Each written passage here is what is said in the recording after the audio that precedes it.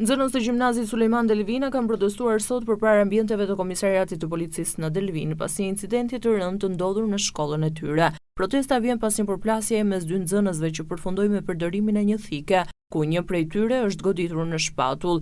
Sipas nxënësve, situata problematike në shkollë është denoncuar disa herë më parë në drejtori, por pa u marrë masa konkrete për të parandaluar përshkallëzimin e saj. Edhe pse është pranuar se një nga nxënësit kishte sjell probleme, ata thonë se nuk është ndërhyrë në kohë për të shmangur incidentin. Ngjarja ka nisur brenda ambienteve të shkollës dhe më pas është agravuar pasi nxënësit janë larguar nga mjediset e saj.